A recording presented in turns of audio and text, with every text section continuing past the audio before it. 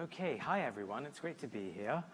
Ambassador Julie Smith, thank you for making time for us. Thank you. I know it's a very, very busy week for you. It's a big week. It's a big week for the NATO alliance, without a doubt. Yeah. So I have to start with this. You know President Biden very well, and obviously anyone following the news cycle knows that there are real concerns about whether he will continue to run in this race. And, you know, whatever the news cycle says, whatever we hear from commentators, it is clear that leaders in Europe are also quite concerned. A, because if someone else steps in, it's a lot of turmoil, but B, they're looking at the polls. A lot of leaders are going to ask you about that this week. What are you telling them? Well, look, the Europeans and our friends in Canada are always interested in our election, no doubt about that. This is one that they're watching closely. They've been watching it for a long time because of the length of our election cycle. We've also seen a number of European allies watching elections in Europe very closely, most notably in France just over the weekend. But in terms of our allies at this point across the alliance raising questions about Joe Biden himself and his ability to carry on, I haven't encountered that. We'll see what the week brings, but I think you've heard me. I think you've certainly heard the president's perspective. I had the good fortune of briefing the president about 3 weeks ago on the NATO summit. He ended up peppering me with loads of questions that were tough to answer. I don't have concerns. I know he's looking forward to this week in Washington. It's going to be a busy one. But he insisted that the United States host this 75th anniversary summit. That came from him directly, and I know he's really looking forward to jumping in. The other concern that a lot of NATO allies have, of course, is that if Biden continues to run, he won't win, and that we will see a President Trump who will do exactly as he says, who will pull the United States out of the alliance, or as we just heard from the previous panel, some halfway house, but at the very least, it undermines the alliance.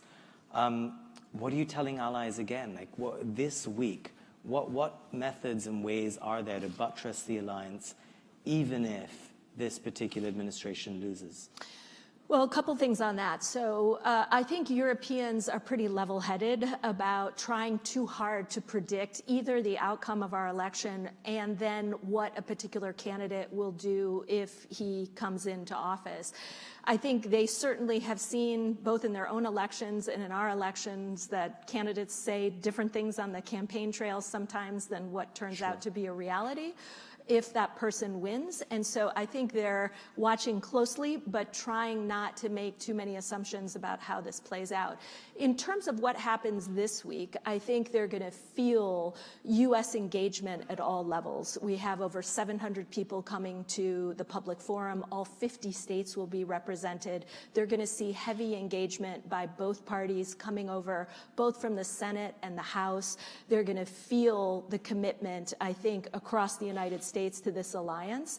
And I think each time we have a Codell come from the Hill, they feel that bipartisan support. They were relieved to see the supplemental go through and that there was bipartisan support for that.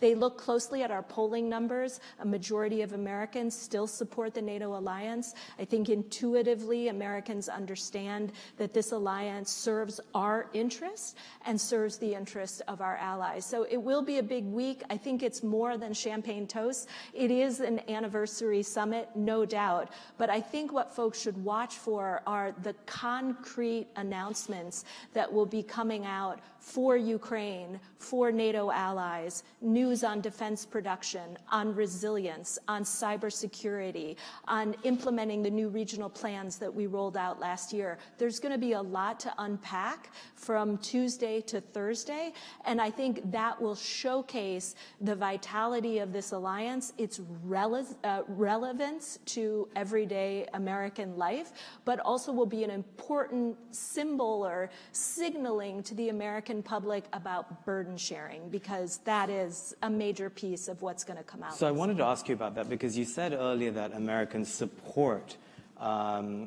the way in which America has been engaged with NATO so far, but 82% of Americans actually feel that Europe should be solely or primarily responsible for its defense. And surely amid, this is meant to be a triumphant week, but amid all the clouds, that is one as well, where the mood in America has shifted.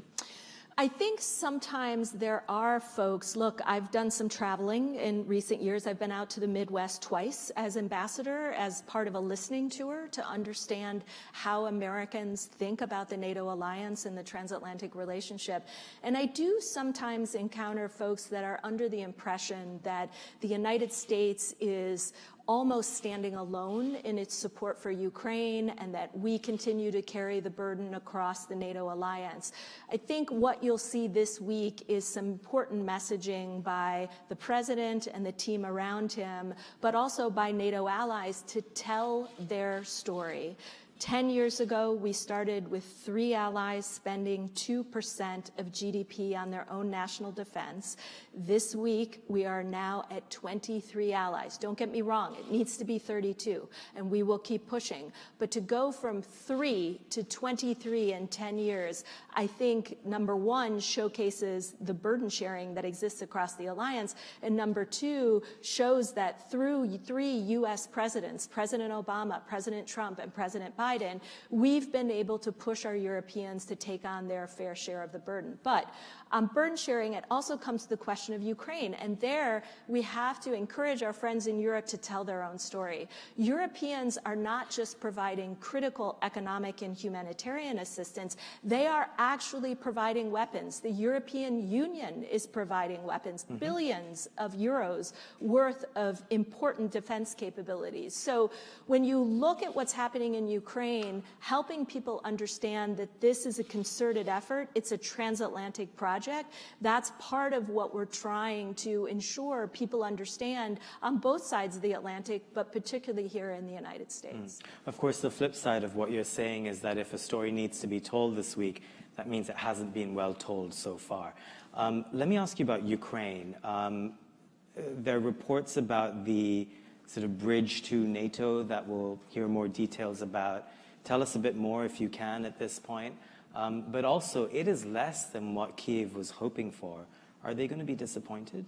I think we're in a relatively good place, in all honesty, because we will be putting together a package of deliverables that will serve as a bridge to membership. What does that mean? That means that the alliance is going to be announcing that it is going to assume the coordination role for the assistance that's flowing into Ukraine, but also the training that all of us are undertaking right now of Ukrainian forces. We will have a financial pledge where both Ukraine and Moscow will understand in very clear terms that we aren't going anywhere. The transatlantic partners, Putin predicted we would all look away and grow distracted. We're not distracted. We're focused on Ukraine and we're going to stay the course. So watch for the financial pledge. We're going to put a new senior representative in Kyiv to help manage the work that NATO is undertaking with Ukrainians on things like modernization, interoperability, standardization. And then there'll be a separate event at the end of the summit really highlighting the 20+ countries that are either currently negotiating bilateral security agreements with Ukraine or have signed those agreements. And then lastly, there'll be some breaking news on air defense. The Ukrainians came to NATO in April and they asked the alliance for 7 Patriots, and we have a very positive response on that front that will be coming in the next couple of days. So taken together, the additional assistance, the financial pledge, the new initiative that I mentioned on coordinating assistance, the new representative in Kyiv, the BSA's event, it is a full package that should help Ukrainians understand that they are moving closer to this alliance. But you are correct. The alliance will not be issuing an invitation to Ukraine to join now in July of 2024. Everything you just said sounds like it would uplift Ukrainian spirits, other than the bit where you said, we are not going anywhere. I mean, we just heard Bridge Colby right before. That's not what Ukrainians sort of internalize when you say that. They're worried that America actually won't be there 1 year from now, 2 years from now.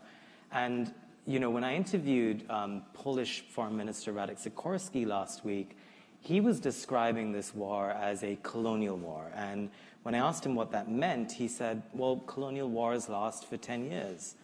So if you go by that, this is another 7 years. And it feels like it's been so hard for America to, provide aid for these first 3 years. How do you get through the next 5 or 6 or 7? Well, first of all, we don't know how long this war is going to last, so it's hard to sit here and predict whether or not we're facing 2, 5, 10. But you have to be prepared for it, clearly. And you're also right in that it took a while for Congress to approve the supplemental. And during that time, the Ukrainians felt acute shortages and, in fact, had to ration munitions. You know the whole story there. It's good it got through. There's a lot of relief. The Ukrainians but at a real cost of lives as well. It had a real cost. But here's what I think folks weren't necessarily tracking during that 6-month period. While the U.S. Congress was debating the supplemental, we did see instances where Europeans were coming forward with big announcements. And by the way, not just Europeans, but our friends in Japan, Korea, elsewhere, offering additional assistance, whether it was air defense or artillery, munitions. It enabled us to showcase that the other members of the alliance, and in fact the 50 countries that sit in the Ramstein group in the UDCG, were prepared to offer assistance. But I think if we were under or in a situation where perhaps in the coming months, transatlantic support for Ukraine was going to start falling apart, I think we would be seeing signs of that in NATO ministerials, at the UDCG, in bilateral meetings, as we sign these bilateral security agreements. But everything that I see inside the NATO alliance indicates to me that neither Europe nor the United States / North America are really going anywhere. I see continued delegations coming from Congress to Brussels to reassure us. I feel the bipartisan support, and I'm confident that we can stay the course. That's a lot of what you're going to see coming out of the summit this week. You will feel, and President Zelensky will feel, that sustained commitment to Ukraine. And I imagine that is what you tell people you meet and interact with in Brussels and across Europe, and I'm sure they hear you. China. NATO has clearly begun to broaden its remit. It hasn't always worked out in the past, if you think of Libya or Afghanistan. Europe has a sense of unease, I would say, about joining America completely in seeing China as a threat, necessarily. I mean, Europe is quite divided on that topic. How are you navigating that? Well, actually, I've seen a lot change across the NATO alliance. I mean, we could talk about China writ large, but let me just address the piece I'm responsible for, and that is, how does the NATO alliance take on the challenges associated with the PRC? Massive movement. Really, it started with the last administration. This administration has carried that work forward, and we're now in a position where, for the first time in 2022, the alliance listed the PRC in the strategic concept as a systemic challenge. But above and beyond that, the alliance is focused more and more on enhancing its partnerships with the Indo-Pacific partners. We have 4 countries in the Indo-Pacific, Japan, South Korea, Australia, and New Zealand, that will join us here at the summit this week. Why? Because all of us see greater utility in sharing best practices, insights, intelligence on how we can cope with a whole array of hybrid tactics that both the PRC and Russia are using to undermine our societies, to sow divisions across the alliance. And we are sending a strong signal back, not that NATO is going to become a global alliance. We're not talking to these countries in the Indo-Pacific about joining. We're talking about drawing them closer, because whether you're talking about disinformation, cyber attacks, disruptive technology, these are challenges and threats that have no boundaries. And so it makes sense for us to lock arms and figure out how we can strengthen our collective toolkit and push back to either deter or prevent the use of those types of hybrid tactics. We're almost out of time. This, of course, is the 75th anniversary of NATO. Will we be back for NATO at 100? I sure hope so. You know, everyone refers to me as the NATO nerd, so you know what my answer is going to be. But look, I think what we're seeing across the alliance right now are concrete investments in both countries' own military forces, their own defense budgets, but more importantly, developing the tools they need to address future challenges. The alliance was created to deal with tanks rolling across borders. It was a military alliance at its core. It is still a military alliance. We are prepared to cope with tanks rolling across borders, but increasingly we spend our time thinking about new domains like space and cyber. Increasingly, we're having conversations with the allies about climate security, about artificial intelligence, and how to ramp up defense production on both sides of the Atlantic through co-production and multinational production. So there's a whole array of things happening across the alliance that give me faith that this alliance is ready to keep going and that it is resilient enough to cope with a whole array of future challenges. You have a very busy week ahead of you. I'm going to let you go on and do it. It's going to be great. All the best. Thanks for joining us.